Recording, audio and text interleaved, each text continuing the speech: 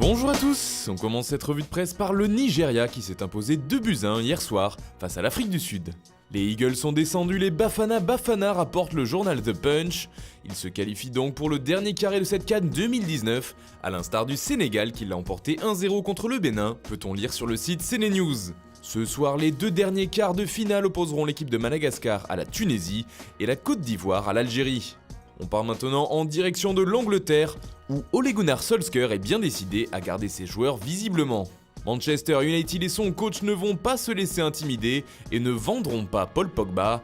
C'est ce que le technicien norvégien a affirmé à son joueur, comme le rapporte le Daily Mirror. Des explications qui ont certainement lieu suite à la sortie très offensive de Mino Raiola concernant le départ de son client Pogba. Le Daily Star aussi en fait sa une. « Tu ne peux pas nous malmener », titre le tabloïd anglais. En Espagne, le Barça accélère sur le dossier Antoine Griezmann. Selon le quotidien Sport, c'est direct à Barcelone.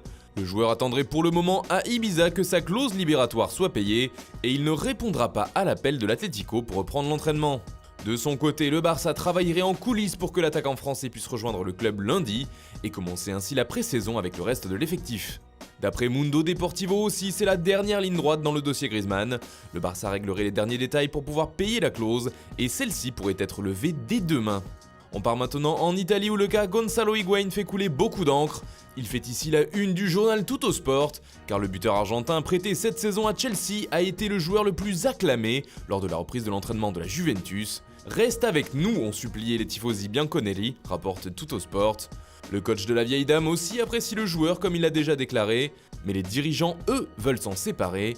Higuaín est également sur la couverture du Quotidiano Sportivo qui le qualifie de pipita des secours. A noter que pour l'instant, l'ancien joueur du Real et du Napoli a repoussé toutes les offres qui lui avaient été faites.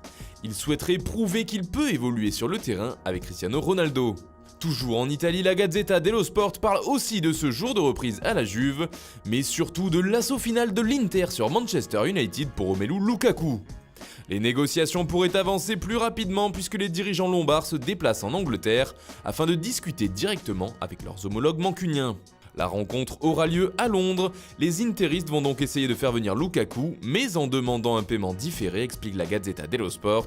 Selon le journal, l'attaquant belge est évalué à 75 millions d'euros par les Red Devils.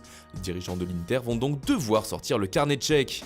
Enfin, on termine par un autre club transalpin, le Napoli. Dans les colonnes du Corriere dello Sport de ce jeudi, c'est le président napolitain en personne qui s'exprime, Aurelio De Laurentiis. Ce dernier donne quelques informations intéressantes et s'explique sur les différents joueurs visés par Naples. James Rodriguez, Rodrigo de Valence et Icardi. James veut venir mais le Real demande trop.